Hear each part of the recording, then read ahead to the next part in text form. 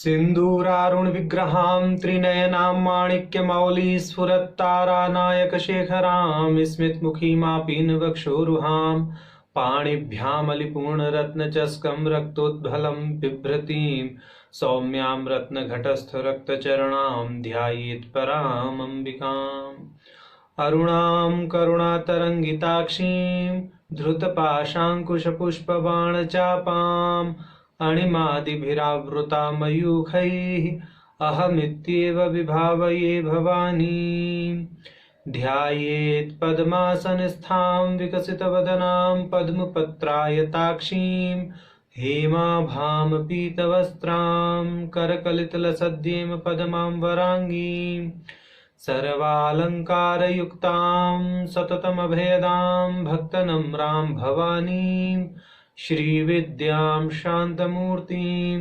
सकलसुरनुतां सर्वसम्पत्प्रदात्रीं नारायणी नमोस्तुते। ललिता सहस्रनाम सौभाग्य भास्कर भाष्य की श्रृंखला में द्वितीय तापनी कला के अंतर्गत परिभाषा श्लोकों को देख लिया था, उन पर विवेचन कर लिया था। अब ललिता सहस्रनाम की जो नामावली है उस पर भाष्यकार भाष्य करना प्रारंभ करते हैं। तो भाष्यकार के भाष्य को देखने से पहले एक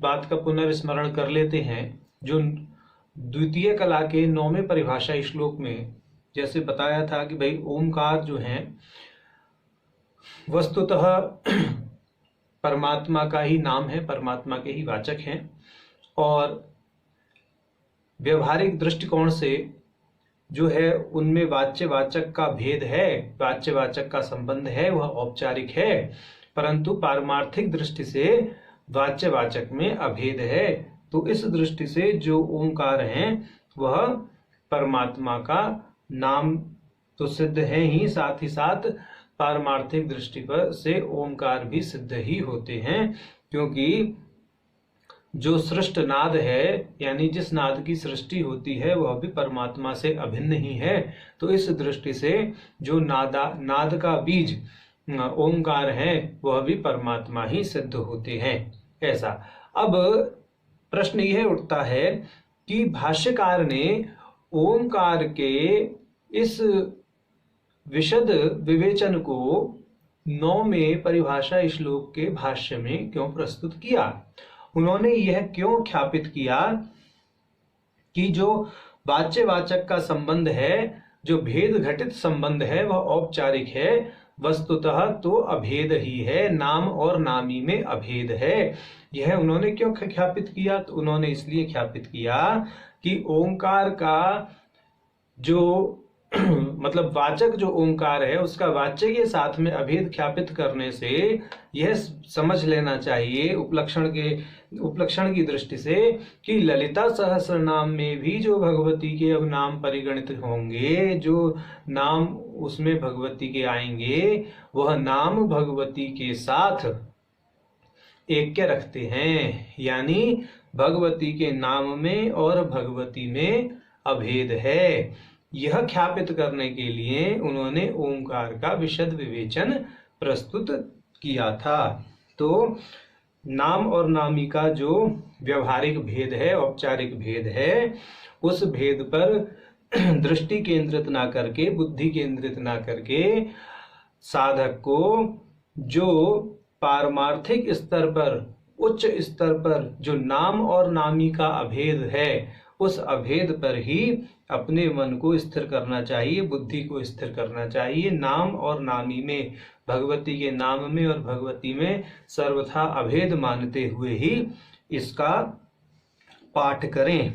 तो ऐसा साधकों के अंदर भाव डालने की दृष्टि से भाष्यकार ने ओंकार का जो है विवेचन किया था और यह सिद्ध किया था कि जो ओंकार है वह परमात्मा का वाचक तो है, परंतु परमात्मा से अभिन्न भी है।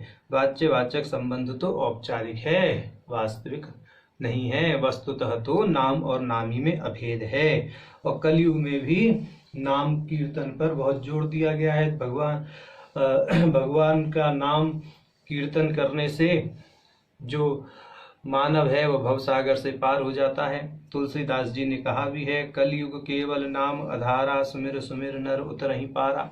तो इस नाम की महिमा तो बहुत गाई गई है। और तुलसीदास जी का एक वचन और है कि तुलसी जग में आई के कर लीजे दो काम, और देने को टुकड़ा भला, लेने को हरि नाम। तो ऐसा भी है, अगर किसी को देना है तो कुछ दो, तो ऐसा दो कि उससे उसका पेट भरे। मन तो कोई किसी का भर ही नहीं सकता। तो देने को टुकड़ा भला और लेने को हरि नाम। अगर आपको कुछ लेना ही है तो भगवान का नाम लो, और चीज लेके तो खैर क्या होगा, कुछ नहीं होगा। अच्छा, अब दूसरी चीज ये है कि ये हम पुनरावृत्ति कर रहे हैं छोटी सी, कि ललिता सहस्त्रनाम में जो 12 कलाएं हैं उसमें इसलिए कह रहे हैं क्योंकि जो दूसरी कला, ये तापनी कला चल रही है, यह कलाओं का जो आगे विभाजन है वह भगवती की नामावली के अंतर्गत जो नाम परिगणित हैं उन नामों के ही संख्याओं पर विभाजित है। माने कि जो दूसरी कला है उसमें प्रथम शतक है नामों का, यानी प्रारंभिक 100 नाम है। तीसरी कला में आगे के फिर 100 नाम है। तो इस प्रकार से उत्तरोत्तर कलाओं की गणना की गई है। और यहाँ जो कलाएं हैं, जो कलाओं का विभाजन है, वो जो हम सूर्य की कलाओं का नाम तो जो लोग पात्रा साधन करते हैं उन्हें पता ही होगा, जो श्री विद्या में पात्रा साधन की विधि जानते हैं। और वैसे भी लोगों को पता ही होगा जिनको सूर्य की 12 कलाओं का नाम, वो लोग समझ सकते हैं कि ये जो 12 कलाएं हैं ललिता सहस्त्रनाम की, ये सूर्य की 12 कलाओं के आधार पर इनका नामकरण किया गया है। तो यद्यपि जो पहली कला उपोद्घाताख्या प्रथमा कला का विवेचन हमने किया था, उस कला में कला का नाम उपोद्घाताख्या प्रथमा कला ही आया है। यद्यपि प्रकारांतर से वह सूर्य की पहली कला ही सिद्ध होती है, तपनी कला। तो तपनी कला स्फुटित रूप से कहीं पर भी भाष्यकार ने उस कला का नाम कहीं पर भी नहीं उल्लिखित किया है। तो उपलक्षण के आधार पर समझें, जब दूसरी से लेके 12वीं कला तक सारी जो है सूर्य की ही कलाएं हैं, तो जो पहली कला है वह भी तपनी कला सूर्य की कला ही है। तो उसको तपनी कला भी समझ लेना चाहिए, भाव ऐसा है। तो यह प्रथम कला में थोड़ा हम बता नहीं पाए थे क्योंकि उस समय स्मरण भी नहीं रहा, भाव विभोर थे ज़्यादा हम भी भाष्य की तरफ। तो यह, और तपनी कला का नाम भी नहीं आया। तो बाद में हमें स्मरण आया कि भाई सारी सूर्य की कलाएं तो इसमें परिगणित हैं, पहली कला में तपनी नाम नहीं आया है, सूर्य की जो पहली कला है, तो वो उपलक्षण से समझ लें। और बाकी जो ओमकार की 12 कलाएं हैं उनका संबंध तो इनसे सीधा सीधा है ही है, उसमें भी कोई दो राय वाली बात है नहीं। तो अब आगे जो है श्री माता पद की जो व्याख्या भाष्यकार करने जा रहे हैं, उससे पहले वह भूमिका बनाते हैं। तो वह भूमिका क्या बनाते हैं? लोके ही दुख दशायाम मातुः स्मरणम प्रसिद्धम। इस लोक में हर व्यक्ति जब दुख की दशा में होता है तो वह माता का स्मरण करता है। हे माँ, मैं दुखी हूँ। किसी को कोई भी कष्ट हो तो कहेगा अरे माँ ये क्या हो गया, हे माँ निकलता ही है। चाहे अपनी लौकिक माँ को वह संबोधित करे या पराभट्टारिका को संबोधित करे, जो है संबोधन वह माँ के लिए ही निकलता ही है। माँ का स्मरण तो दुख में आता ही है। तो वह भाष्यकार इस बात को कहते हैं, अनुभूतास्तु मातरो न तापत्रय हरण समर्था, कि जो हमारी लौकिक माताएं हैं वह तापत्रय का हरण करने में समर्थ नहीं है। माने कि वह खुद तापत्रय से ग्रस्त हैं, जो हमारी लौकिक माताएं हैं, और उनके अंदर वैसी क्षमता देखने को नहीं मिलती जैसी पराभट्टारिका में है। कहने का तात्पर्य उनका यह है। तो तदुक्तम अभियुक्तई कि मनीषी लोगों ने कहा भी है, नाना योनि सहस्र संभव वशाज्जाता जनन्यः कति प्रख्याता जनका कियन्त इति मे सेत्स्यन्ति चाग्रे कति एतेषां गणेनैव नास्ति महत संसार संधिरुर्विधेर् भीतिं मां नितरामन्य शरणं रक्षानुकंपा निधेः।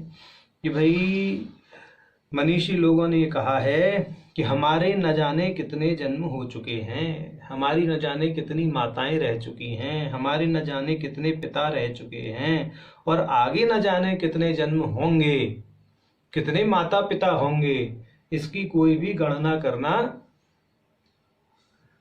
संभव नहीं है। ऐसी मतलब गणना करने की कल्पना भी संभव नहीं है, गणना तो बहुत दूर की बात है।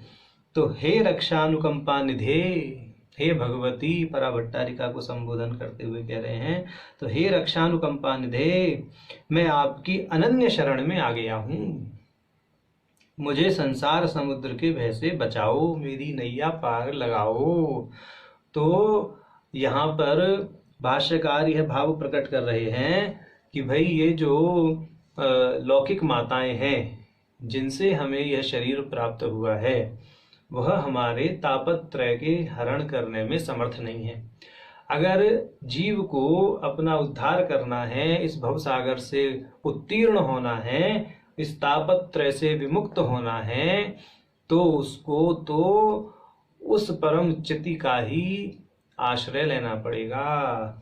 तो ऐसा मनीषियों ने कहा है, उन्होंने मनुष्यों की उक्ति बताई। इति अतो दुरंथ दुख हरण क्षमासु सर्वोत्तमा जगन्मातेव स्व अस्मिन् दयावत्तत्वापादनाय मातृत्वनेव स्तोतव्या स्तोत्र संदर्भ प्रयोजन मोक्षादि रूप फलत्वेनापि स्तोतव्येत्याशयेनाह। तो ये कह रहे हैं कि वह ही सर्वोत्तम जगन माता हैं, वह ही सर्वोत्तम हैं, पराभट्टारिका। और ये जो दुरंत दुख है, दुरंत मतलब जिसका अंत बहुत मुश्किल से होता है, बहुत कठिनता से जिसका अंत हो, उसको दुरंत कहते हैं। तो ये जो दुरंत दुख है, उस दुख को हरने में एकमात्र वही सक्षम है, यानी दुरंत दुख को हरने में एकमात्र वह जगत जननी भगवती ही सक्षम है। हमें उस माता की स्तुति करनी चाहिए, वही स्तोतव्या हैं, उन्हीं की स्तुति करनी चाहिए, ताकि वह प्रसन्न होकर हमें मोक्षादि रूप फल प्रदान करें। तो तापत्रय का हरण होगा और मोक्ष की प्राप्ति होगी, भवसागर से मुक्ति होगी। ऐसा भगवती की साधना उपासना सपर्या करके होगा, उनकी स्तुति करके होगा। क्योंकि स्तोतव्या, भगवती स्तोतव्या हैं, उनकी स्तुति करनी चाहिए। तो उनकी उस स्तुति मात्र से ही परम पद की प्राप्ति हो जाएगी, मोक्ष की प्राप्ति हो जाएगी। ऐसा भाव करके इस आशय से हयग्रीव कहते हैं अगस्त्य ऋषि से, श्री माता श्री महाराज्ञी श्रीमत् सिंहासनेश्वरी चिदग्नि कुंड संभूता देव कार्य समुद्यता। तो इस प्रकार नाम का अवतरण होता है। ललिता सहस्त्र नाम का अवतरण भगवान हयग्रीव के मुख से होता है। इसमें जो पहला श्लोक आया है नामावली में, श्री माता श्री महाराज्ञी श्रीमत् सिंहासनेश्वरी चिदग्नि कुंड संभूता देव कार्य समुद्यता। इस श्लोक में 5 नाम है भगवती के, श्री माता, श्री महाराज्ञी, श्रीमत् सिंहासनेश्वरी, चिदग्नि कुंड संभूता, देव कार्य समुद्यता। तो ये जो 5 नाम हैं, यह 5 नामों के होने के पीछे भी एक प्रयोजन है। ठीक, वह प्रयोजन क्या है? भगवती पंचकृत्य परायणा है। तो यहाँ पर प्रथम श्लोक में भगवती के 5 नाम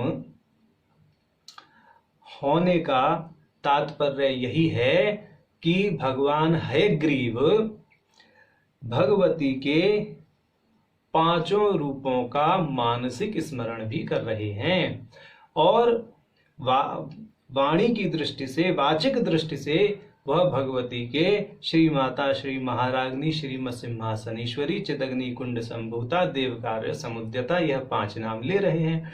तो मानसिक स्मरण पंचकृत्य परायणा भगवती का ही है, यानी जो 5 कृत्य करती हैं मन उनके उस स्वरूप का स्मरण कर रहा है, ऐसा यहाँ पर भाव परिलक्षित होता है।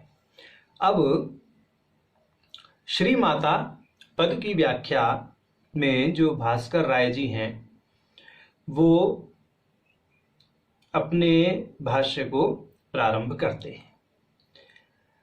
तो श्री माता पद की व्याख्या यानी श्री माता जो भगवती का नाम है उस नाम की व्याख्या उन्होंने 5 प्रकार से की है। तो देखिए बड़ा दिव्य इसके अंदर अवतरण है रहस्यों का। माने भगवान हयग्रीव जब भगवती के नामावली को अपने मुख से निःसृत कर रहे हैं तो वह प्रथम श्लोक में 5 नाम ही रख रहे हैं भगवती के। कारण कि भगवती पंचकृत्य परायणा है, वह उनका मानसिक स्मरण उनके पंचकृत्य परायणा स्वरूप का कर रहे हैं कि जो जगत के सर्जन में, उसकी स्थिति में, उसके संहार में, तिरोधान निग्रह में अनुरक्त हैं भगवती, तो उनका स्मरण वो कर रहे हैं। तो भगवान हयग्रीव ने इस प्रकार से प्रथम श्लोक में 5 नाम रखे।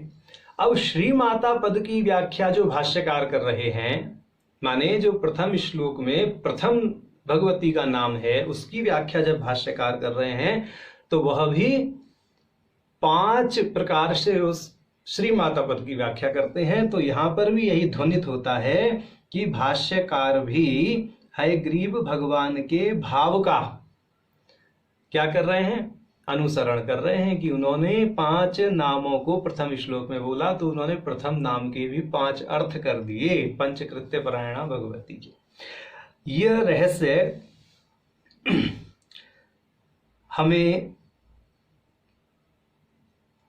अपनी बुद्धि से हम इसको समझ के जो समझ पा रहे हैं वो बोल रहे हैं, कहीं से हमें वैसे तो विशेष रूप से पता नहीं है, परंतु गहनता से हम जब इसका अध्ययन कर रहे थे तो हमें ऐसा लगा कि भाई प्रथम श्लोक में भगवती के 5 ही नाम हैं और प्रथम नाम के भी 5 ही अर्थ किए भाष्यकार ने।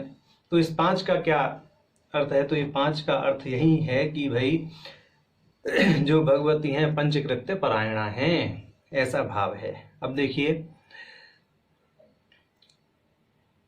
दुर्गा सप्तशती में भी या देवी सर्वभूतेषु मातृरूपेण संस्थिता नमस्तस्यै नमस्तस्यै नमस्तस्यै नमो नमः। तो वहां भी भगवती को 5 बार ही नमस्कार किया जाता है। क्यों 5 बार नमस्कार किया जाता है? तो उनके जो पंचकृत्यकारी 5 स्वरूप हैं क्रमशः उन स्वरूपों को ही नमस्कार किया जाता है। तो ऐसा भाव समझना चाहिए।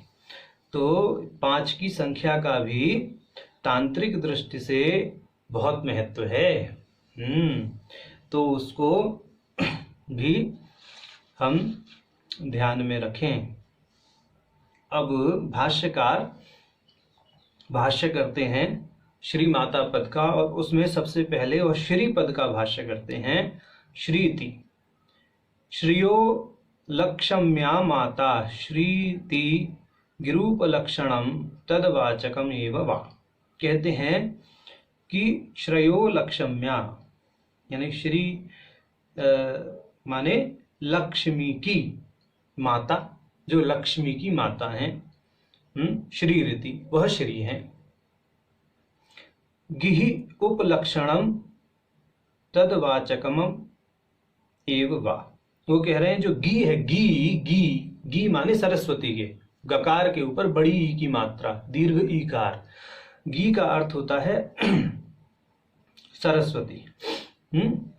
तो जो गी हैं यानी सरस्वती की भी माता जो है वह श्री, और लक्ष्मी और सरस्वती के साथ में रुद्राणी को भी इसी में समाहित कर लेना चाहिए। तो माने जो लक्ष्मी, सरस्वती और रुद्राणी इन तीनों की माता हैं, वह श्री हैं, ऐसा समझना चाहिए। ऐसा यहां इन्होंने सबसे पहला अर्थ किया भाष्यकार जी ने। अब कहते हैं तथाश्च व्याडी कोशे, तो व्याडी कोश में ऐसा कहा गया है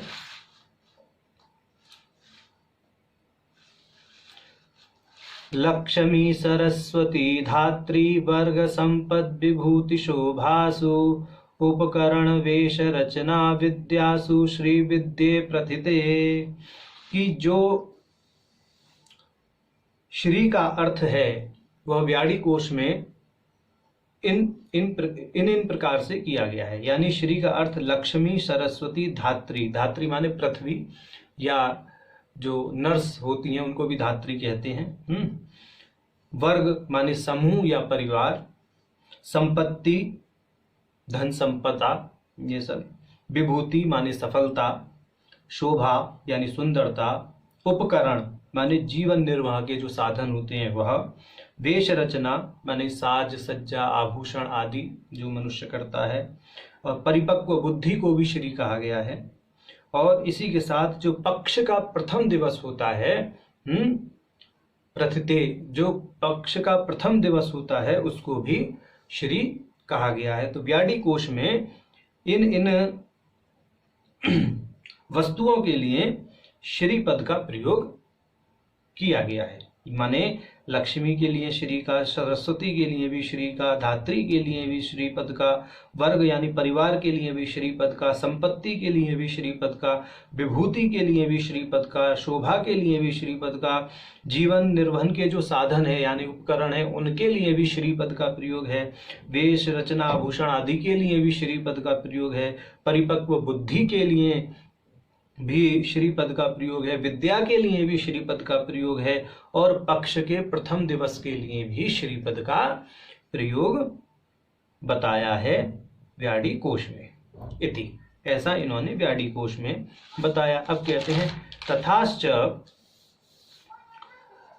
श्री गिरजनकत्वान्ययम् तत्समान कोटिभूता रुद्राणी किंतु तत् तृतीय जनयत्री परशिव महिषी परा भट्टारिका इति उक्तम भवति।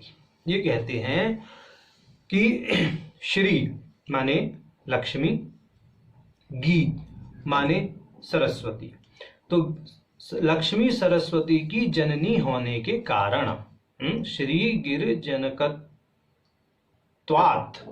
न एयम, तो कहते हैं कि होने से लक्ष्मी और सरस्वती की जननी होने के कारण लक्ष्मी और सरस्वती के समान प्रकार वाली रुद्राणी, तत्समान कोटि भूता रुद्राणी भी नहीं है।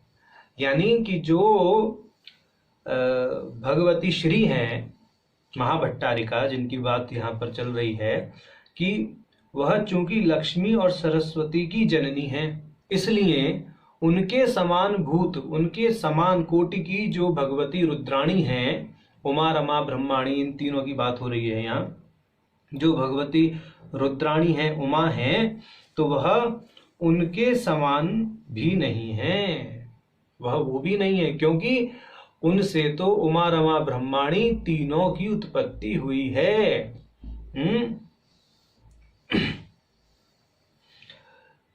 तत्तृतीय जनयत्री परशिव महिषी परा भट्टारिका इति युक्तम भवति।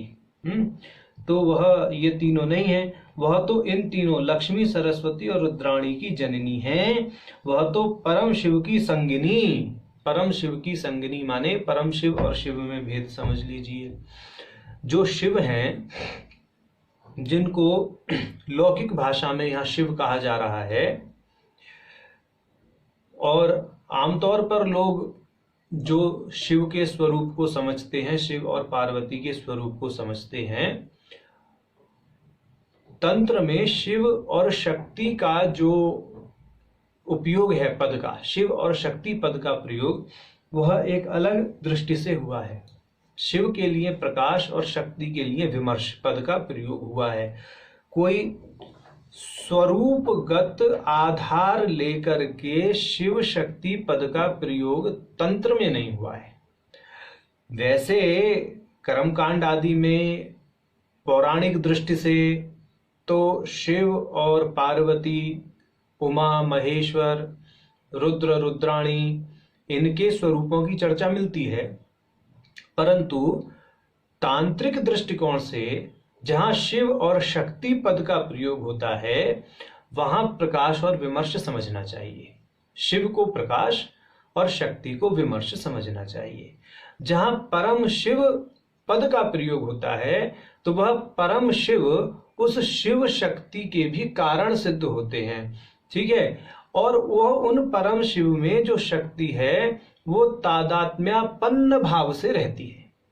ठीक, तो यह भी चूंकि विवक्षावसात ही कहा जाता है, जब परम शिव सृष्टि करने के लिए उन्मुख होते हैं तो वह सृष्टि शक्ति के बल पर करते हैं। जो उनके अंदर तादात्म्यापन्न शक्ति है उसके बल पर वह सृष्टि करते हैं। तो जब वह सृष्टि करने के लिए उन्मुख होते हैं अपनी तादात्म्यापन्न शक्ति के बल पर, प्रकारांतर से वेदांत में कहेंगे कि जब ब्रह्म माया के गर्भ से सृष्टि को या माया का आलंबन लेकर के सृष्टि को करते हैं, तो इस तरह से कुछ वेदांत में इस तरह की भाषा का प्रयोग होगा।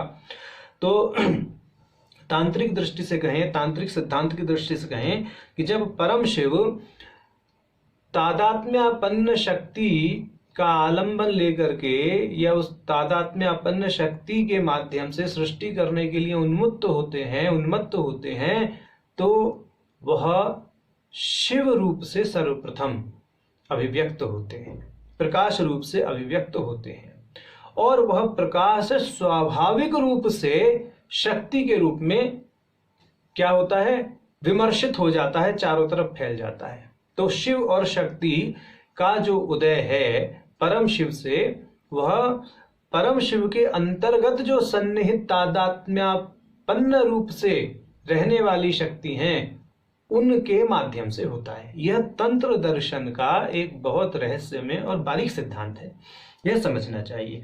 और उस ही परम शिव और परम शक्ति के तादात्म्यापत्ति के फलस्वरूप जो सामरस्य अंदर रहता है, उसी को प्रकारांतर से शिव शक्ति सामरस्य भी कह देते हैं। जो शिव शक्ति सामरस्य रहता है, वह शिव शक्ति सामरस्य ही इस जगत का परम कारण है, ऐसा है। तो यहाँ पर जो पद कहा गया है कि लक्ष्मी, सरस्वती और रुद्राणी के समान नहीं है यह श्री तो इन तीनों की जननी है, और वह परम शिव की संगनी अर्थात परम शिव के साथ सामरस्य में रहने वाली शक्ति हैं, पराभट्टारिका हैं। पराभट्टारिका माने परम पूजनीय पराशक्ति हैं, ऐसा कहा गया है। पराभट्टारिका इति उक्तम भवति, ऐसा कहा गया है। ये भट्टार शब्द जो है मुख्यतः व्यक्तिवाचक संज्ञाओं के साथ प्रयुक्त होने वाली सम्मान सूचक एक उपाधि है। तो आमतौर पर ये जो है भट्टारक पद का प्रयोग तांत्रिक ग्रंथों में देखा ही जाता है। जैसे विज्ञान भट्टारक, तो विज्ञान भट्टारक विज्ञान भैरव के लिए कहा जाता है, तो मतलब सम्मान सूचक है। मृत्युंजय भट्टारक नेत्र तंत्र के लिए मृत्युंजय भट्टारक का प्रयोग है। परा भट्टारक भगवान शिव के लिए, परा भट्टारिका भगवती त्रिपुरांबा के लिए। तो इस तरह से भट्टारक शब्द जो गुरु भट्टारक, हम अपने गुरुदेव के लिए गुरु भट्टारक पद का प्रयोग भी करें तो वो बहुत सम्मान सूचक पद है भट्टारक, ऐसा। तो यहाँ भट्टारक पद का प्रयोग परा भट्टारिका इस पद में किया गया है। अब आगे ये तो पहली दृष्टि से व्याख्या कर दी भाष्यकार ने कि वह श्री सरस्वती रुद्राणी की जननी होने के कारण श्री माता है, परम शिव के साथ सामरस्य में रहने वाली शक्ति पराभट्टारिका हैं, ऐसा श्रीपद की व्याख्या उन्होंने की। ठीक, अब दूसरी व्याख्या कहते हैं यद्वा, दूसरी दृष्टि से श्रियम लक्ष्मीम माति परिच्छिन्नन्ति, कि जो लक्ष्मी का भी परिसीमन कर दें, लक्ष्मी को भी माप दें, लक्ष्मी को परिच्छिन्न कर दें, वह श्री कहलाती हैं। सामान्य जगत में क्या होता है कि जो लक्ष्मी हैं उन्होंने समस्त जगत को बांध रखा है, लक्ष्मी ने ही सारे के सारे जगत को बांध रखा है। जो भगवान विष्णु की शक्ति हैं, क्योंकि भगवान विष्णु पालन करता है, और भगवान विष्णु की जो शक्ति है रमा लक्ष्मी प्रकारांतर से जो है, और धन आजकल लौकिक भाषा में लोग कह दें, तो उन्होंने जो है सबको बांध रखा है, मनुष्य को तो खास तौर से बांध रखा है। और लक्ष्मी जो है, लक्ष्मी पद का एक अर्थ और होता है जो लक्ष्य की प्राप्ति कराए, वह भी लक्ष्मी है। तो उस दृष्टि से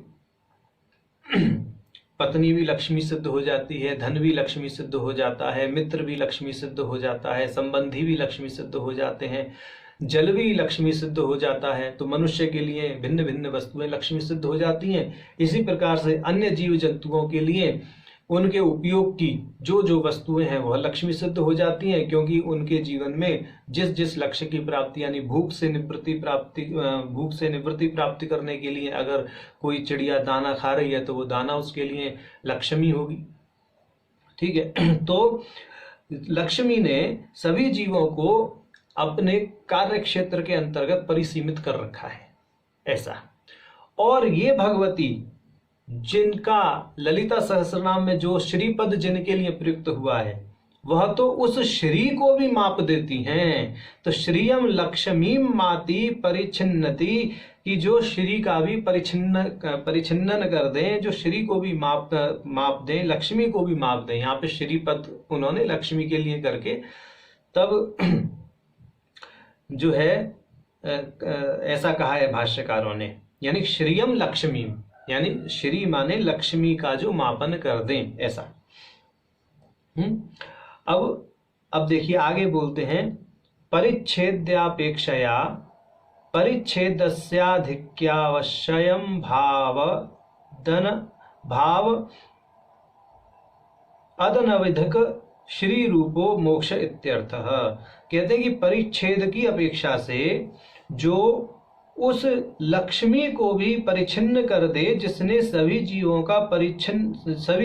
को परिच्छिन्न कर रखा है, इस प्रकार परिच्छेद का आधिक्य होने के कारण वह अवश्यम भावी रूप से अनवधिक माने असीम श्री रूपी हैं, यानी मोक्ष रूपी हैं।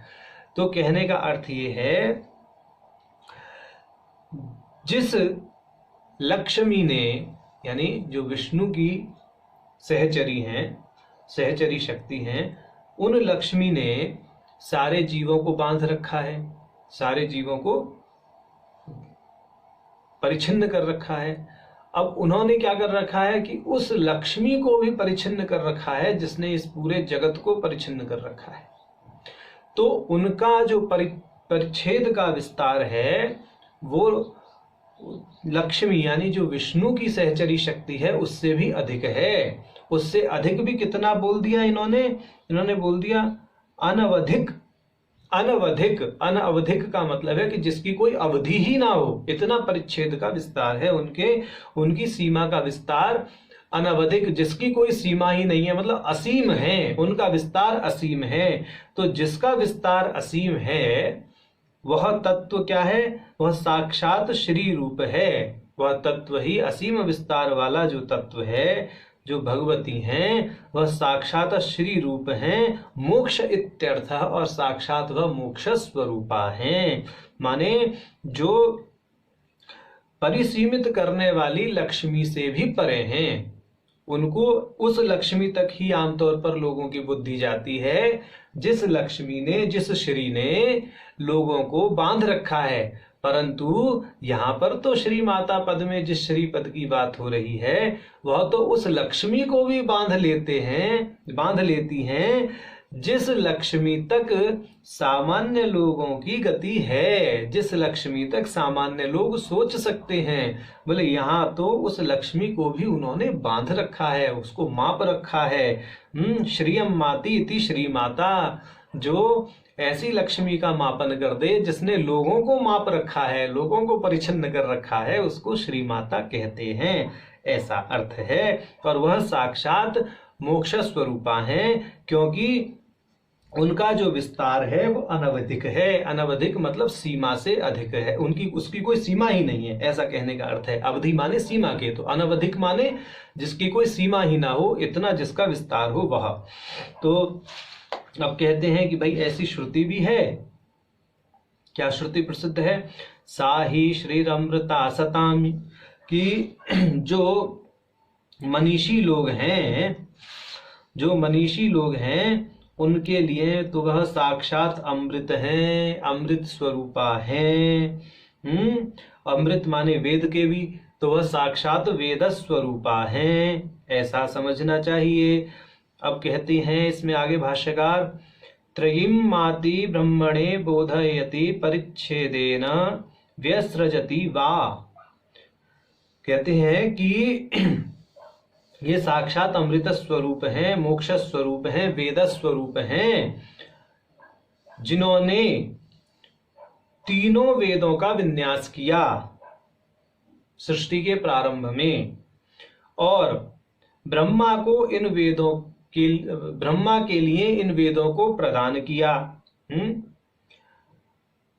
क्योंकि इस प्रकार की श्रुति श्वेताश्वेतर उपनिषद में भी प्राप्त होती है। 6 अध्याय में श्वेताश्वेतर के यो ब्रह्माणं विदधाति पूर्वं यो वै वेदांश्च प्रहिणोति तस्मा, कि जिसने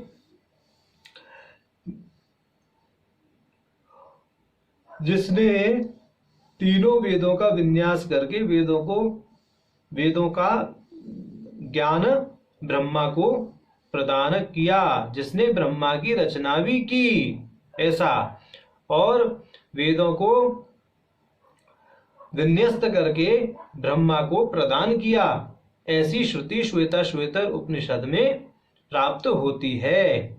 अब प्राथमिक अभिव्यक्ति रूपा व्यास रूपा वेतित्यर्थः।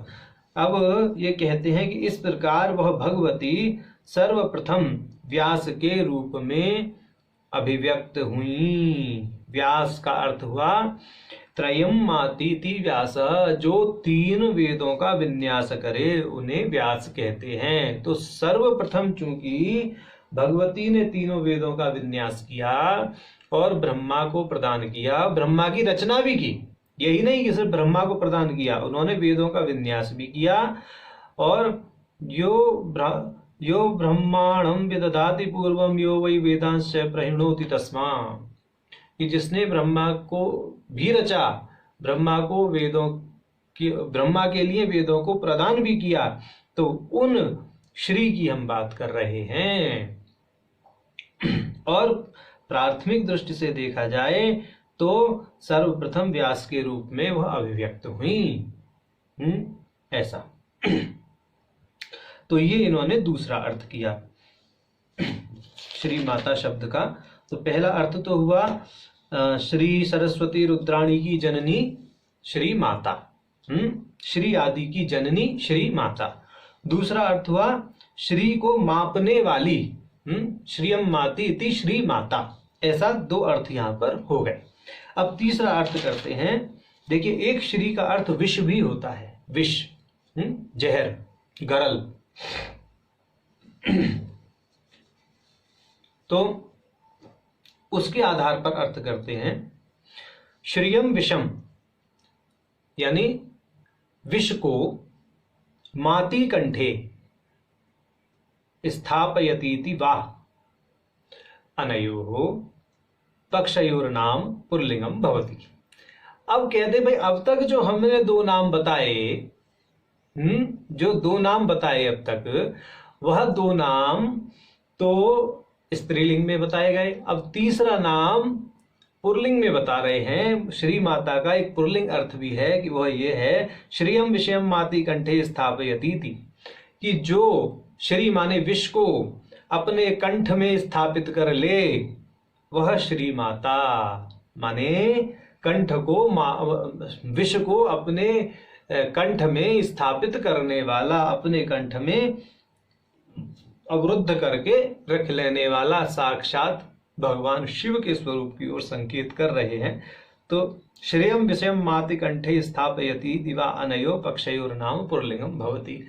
इस प्रकार जो है यहाँ भगवान शिव के नीलकंठ स्वरूप की ओर कुछ कुछ जो है संकेत किया गया है। तो पहला नाम सबकी जननी है, दूसरा नाम जो बताया मतलब श्री आदि की जननी है, दूसरा नाम श्री को सीमित करने वाली, मापने वाली है। यानी जो पहला नाम था वो सृष्टि के उदय को लेकर है, सृष्टि प्रक्रिया को लेकर है। दूसरा जो नाम है सबको मापने के अर्थ में है, मानी सबको क्या करने के अर्थ में है, पालन करने के अर्थ में है। अब तीसरा नाम जो है श्रेयम विषम माति कंठे स्थापयति, वह भगवान रुद्र जो संहारक हैं सृष्टि के, उनको लक्ष्य करके यहाँ कह रहे हैं, ऐसा है। तो बड़ा रहस्यपूर्ण तरीके से भाष्य किया है। तो श्रेयम विषम माति कंठे स्थापयति व अन्यो पक्षयोर नाम पुल्लिंगम भवति, ये हुआ। अब शिव शक्तियोर अभेदात प्रकाशो विमर्शो व विशेष्य। अब यहाँ पर विशेष्य क्या है यह भी देख लें कि जो शिव शक्ति हैं उनका अभेद, शिव शक्ति का अभेद होने से क्या है, वह प्रकाश स्वरूप भी हैं और विमर्श स्वरूप भी हैं, ऐसा समझना चाहिए। जैसे अभी बताया था कि जब परम शिव अपनी तादात्म्य अपन शक्ति का आलंबन लेकर के सृष्टि करते हैं तो सबसे पहले प्रकाश के रूप में अभिव्यक्त होते हैं, और प्रकाश का स्वभाव ही होता है विमर्श करना, चारों तरफ फैलना, तो वह फैल जाता है। तो इस दृष्टि से देखा जाए तो प्रकाश और विमर्श का भी अभेद सिद्ध होता है, शिव शक्ति का भी अभेद सिद्ध होता है, परम शिव और उनकी जो तादात्म्यपन्न शक्ति है उनका भी अभेद सिद्ध होता है। तो चूंकि पहले ही बोला था कि जो लिंग की गति है वह नाम मात्र तक है, नामी में नहीं लिंग घट सकता। हाँ, इतना हम अवश्य मान लेंगे कि नाम और नामी में अभेद हो सकता है, ठीक, नाम और नामी में अभेद हम मान लेंगे, परंतु लिंग नामी में घटित किसी भी स्तर पर नहीं हो सकता, उसकी गति नाम तक ही मानेंगे। हम यह बात मानने को बिल्कुल भी तैयार नहीं हैं, तंत्राचार्य कह रहे हैं कि हम यह बात मानने के लिए बिल्कुल भी तैयार नहीं है कि लिंग की गति नामी तक हो जाएगी, लिंग की गति नाम तक रहेगी, क्योंकि जो नामी है उस नामी को तो हम क्या मानते हैं, सामरस्य से युक्त मानते हैं, शिव शक्ति के सामरस्य से युक्त मानते हैं। जहां सामरस्य है वहां लिंग भेद है ही नहीं। तो इस दृष्टि से उन्होंने ये कहा है, शिव शक्ति और भेदात प्रकाशो विमर्शो वा विशेष्य श्रीमात्रे नमः इति मंत्रे विशेषाभावेप्यार्थानुसंधाने विशेषः। कहते हैं कि श्री मात्रे नमः जब इस प्रकार से मंत्र का जाप करते हैं, ललिता सहस्रनाम से जब सपर्या अर्चन आदि करते हैं, तो श्री मात्रे समः मंत्र का उच्चारण करते समय यह ध्यान रखना चाहिए कि शिव शक्ति का अभेद है। माने श्री माता शब्द पुल्लिंग भी है, श्री माता शब्द स्त्रीलिंग भी है, तो इस दृष्टि से उसमें शिव शक्ति का सायुज्य सिद्ध होता ही है। ये ध्यान रखने की बात है। माने परम शिव और त्रिपुर सुंदरी में अभेद ख्यापित करता है यह नाम। यह उन्होंने तीसरी भाष्य जो तीसरे ढंग से श्री माता का भाष्य किया वह बता दिया। अब वह चौथे ढंग से यानी चौथी रीति से श्री माता पद का भाष्य करते हैं। कहते हैं अथवा अभियुक्ता नाम नाम श्रीपद पूर्वं प्रयुंजीत श्रीचक्र श्रीशैल श्रीविद्या श्रीफल आदि आदिकवत इति अभियुक्त प्रसिद्धिर माताति पदमात्रस्य उत्पादिका इत्यर्थः। विनिगमना विरहात सर्वेषामिति लाभात। अब कहते हैं कि जो महान पुरुष हैं, अभियुक्त लोग हैं, उन अभियुक्त लोगों के नाम के आगे जो महनीय वस्तुएं होती हैं, उनके नाम के आगे जो महत्वपूर्ण वस्तुएं हैं, उनके नाम के आगे श्री पद को लगाया जाता है। इस श्री पद को लगाने का जो प्रयोजन है वो मान मर्यादा को ध्यान में रखना है, ऐसा। तो उदाहरण देते कहते हैं कि जैसे अभियुक्त यानी महनीय लोग और महान वस्तुओं के नाम के आगे श्री लगाते हैं। उदाहरण जैसे श्री चक्र, श्री शैल, श्री विद्या, श्री फल आदि। ये सब चीजें प्रसिद्ध हैं इस तरह से। तो यहाँ पर जो माता पद प्रयुक्त हुआ है श्री माता में, इस पद मात्र का जो अर्थ है वह उत्पादिका, यदि ऐसा किया जाए तो उसमें कोई हानि नहीं है, क्योंकि सभी प्राणियों की उत्पत्ति उसी से होती है। तैत्तरीय उपनिषद में कहा गया है क्योंकि हमने कहा कि परम ब्रह्म को या परम शिव को लक्ष्य करके उनकी शक्ति की बात की जा रही है। परम शिव को परम शिव बनाने वाली वह ही शक्ति है, वह ही एकमात्र शक्ति है जिसके कारण परम शिव सारे क्रियाकलाप करने में सक्षम होते हैं। प्रकारांतर से कहें कि वह शक्ति ही सारे क्रियाकलाप करती है, तो वह जो शक्ति है वह शक्ति ही इस जगत की उत्पादिका है। और तैत्तरीय उपनिषद में कहा भी है, यतो वा इमानि भूतानि जायन्ते, कि जिससे यह सारे क्या है भूत पदार्थ उत्पन्न होते हैं। तो इस दृष्टि से जो माता पद है वह हमने लिया और वहां पर मान मर्यादा को ध्यान रखते हुए श्रीपद उस माता से पूर्व लगा के श्री माता पद इस तरह से समझना चाहिए। तो यह उन्होंने चौथी व्याख्या करी। अब उन्होंने कहा कि बहुत से ऐसे भी नाम हैं, जैसे ईश्वर के आगे तो कोई श्री ईश्वर नहीं लगाता, ईशान के आगे तो कोई श्री ईशान नहीं लगाता। तो उस विषय पर चर्चा करते हैं। अब ये कहते हैं अतएव निरुपपदा एव ईश्वर ईशान आदि शब्दाः परशिव वाचकाः। ये कहते हैं कि कुछ शब्द ऐसे भी हैं जहां पर श्रीपद प्रयुक्त नहीं होता, निरुपपदा हैं, यानी वहां पर श्रीपद की जो है उपस्थिति नहीं है, जैसे ईश्वर ईशान आदि शब्द। परंतु ये शब्द जो हैं परशिव वाचकाः, परशिव के वाचक हैं। और जैसे कथन भी है, कहा भी गया है, अतश्च ईशानो भूत भव्यस्य। तो इस प्रकार जो ईशानो भूत भव्यस्य, ईशान शब्द का प्रयोग भूत भव्य के प्रति करा गया है, उसी प्रकार इत्यादाव इव जगन्मातेति क्वचित प्रति संबंधी निर्देशेपि मातृपद मात्रस्य त्रिपुर सुंदरी वाचकत्वम न विहन्यते। बहुत बड़ी बात कही। इन्होंने कहा कि जिस प्रकार ईशानो भूत भव्यस्य, इस पद में ईशान पद का प्रयोग भूत भव्य के संबंध में कर दिया गया, परशिव के अर्थ में कर दिया गया, यानी ईशान शब्द बोलने से क्या है, जो परशिव वाचकत्व है उसमें कोई हानि नहीं होती। ऐसे ही समस्त जगन माता पद में चूंकि समस्त जगत की उत्पत्ति के प्रति निर्देश किया गया है, इसलिए क्या है, माता पद मात्र के त्रिपुर सुंदरी वाचकत्व में कोई हानि नहीं होती। माने परम शिव और त्रिपुर सुंदरी में अभेद है।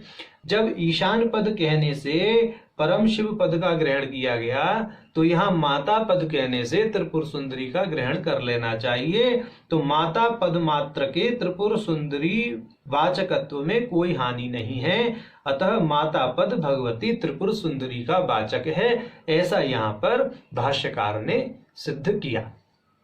तो ये इनकी चौथी व्याख्या हुई। अब इसमें 5वीं व्याख्या करते हैं। यद्वा, ये बड़ी रहस्यपूर्ण व्याख्या है, ठीक, तो इसको मर्यादा के अंतर्गत रह करके हम इस भाष्य का जो है विवेचन करेंगे। यद्वा हसकलरडेति व्यंजन षटकस्य बालायाः स्वरत्रयेणान्ते योजने कूटत्रयात्मको जायमानो मंत्रो माता इति उच्यते। कि भाई जो बाला मंत्र के व्यंजन षटक में परिगणित 6 व्यंजन हैं, ह स क ल र ड, इनके अंत में जब 3 स्वरों को जोड़ दिया जाता है, जब 3 स्वरों का योजन कर दिया जाता है तो मंत्र के 3 कूट बन जाते हैं। और ये जो त्रिकूटात्मक मंत्र है, कूटों के सहित, वह प्रकारांतर से माता कहा जाता है। ठीक है, वह प्रकारांतर से माता कहा जाता है। तो एक माता का अर्थ यह भी है। तो इसको हम अनुवाद ही छोड़ देते हैं। ज्यादा इसकी व्याख्या यदि समझनी है तो अपने अपने संप्रदाय के गुरुओं से समझें। वो मंत्र के कूट में किस तरह से क्या क्या, कौन कौन से व्यंजन और स्वरों का संयोजन करके कूटत्रय सिद्ध करते हैं और किस तरह से उसको माता पद से जो है अभिहित किया जाता है, वह सारी चीजें गुरुमुख से ही सुननी चाहिए, यह मर्यादा है। अब आगे भाष्यकार कहते हैं, माया कुंडलिनी क्रिया मधुमतीति मंत्र पारायणोद्धारक श्लोके मातृपदस्य तथा वृद्ध्यैः व्याख्यान आदिति मंत्रोद्धार परा व्याख्यावगंतव्या।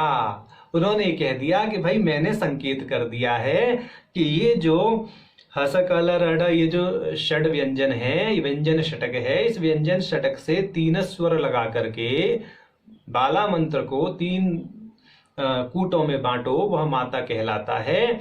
इस चीज को यदि आपको जानना है तो गुरुमुख से जाने, या फिर वृद्ध्यई व्याख्यान, जो वृद्ध्यई व्याख्यान वही हो गया। वृद्ध्यई, वृद्धि माना वृद्ध 3 प्रकार के होते हैं, ज्ञान वृद्ध, वयोवृद्ध, शील वृद्ध। और इस प्रकार से जो भी है, यहाँ पर तो सीधा सीधा अर्थ वृद्ध से गुरु की तरफ किया गया है कि उनके माध्यम से जाने।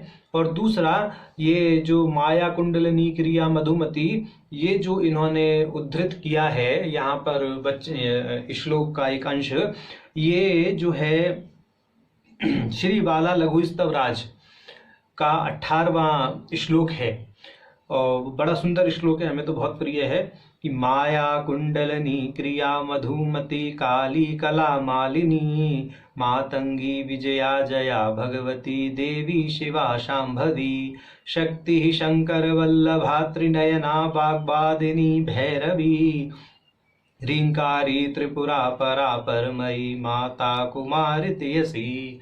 तो ये इसमें जो माता शब्द आया है, माता कुमारी त्यसी में जो माता शब्द है, इस माता शब्द में बड़ा रहस्य छिपा हुआ है। और जो भट्ट नारायण जी ने इसका भाष्य किया है, इसको लघु स्तव भी बोलते हैं, लघु स्तुति भी बोलते हैं इसको, बाला स्तवराज को, तो उसके भाष्य में देख लेना चाहिए। वहां उन्होंने श्री का अर्थ जगत, माता का अर्थ जननी करा है, तो श्री माता का अर्थ जगत जननी भी हो जाता है। ठीक है, एक श्री का अर्थ ऐश्वर्य करा है, माता का अर्थ उन्होंने साक्षी या जो है ज्ञाता भी करा है कि जो ऐश्वर्य की साक्षी हैं वह। तो कहने का अर्थ है कि भिन्न भिन्न मनीषियों ने भिन्न भिन्न प्रकार से श्री माता पद की व्याख्या की है। यहाँ जो 5 प्रकार से व्याख्या प्रस्तुत की भास्कर राय जी ने, उसका एक पंक्ति में सारांश दे देते हैं। जो श्री माता पद की पहली व्याख्या की उन्होंने श्री सरस्वती रुद्राणी आदि की जननी श्री माता। दूसरी व्याख्या में उन्होंने श्री को सीमित करने वाली या श्री को परिच्छिन्न, लक्ष्मी को परिच्छिन्न करने वाली जो शक्ति है, लक्ष्मी को मापने वाली जो शक्ति है, वह श्री माता है। तीसरी भाषा में तीसरे प्रकार से जो भाष्य किया उसमें उन्होंने कहा कि श्री माने विश्व को कंठ में मापने वाला या स्थापित करने वाला श्री माता है, क्योंकि यहाँ यह पुल्लिंग जो है शब्द उन्होंने यहाँ बताया। तो श्री माता बोला कि जो श्री यानी विश्व को अपने कंठ में धारण कर ले वह श्री माता कहलाता है। अब चौथा जो उन्होंने भाष्य किया श्री माता पद का, वह किया कि मर्यादा सम्मान सूचक श्री पद माता पद के पूर्व लगा करके श्री माता बनता है। और चौथे भाष्य में उन्होंने माता पद का जो स्पष्टीकरण किया वो यतो वही मानी भूतानी जायन्ते तैत्तिरीय उपनिषद की श्रुति से किया। और पांचवें प्रकार से जो भाष्य किया उसमें उन्होंने त्रिकूटात्मक मंत्र को माता माना है और उसका उपदेश अपनी परंपरा के अनुसार अपने गुरुमुख से सुनना चाहिए, ऐसा उन्होंने वहां निर्देश भी कर दिया। तो आज इतना ही रखते हैं।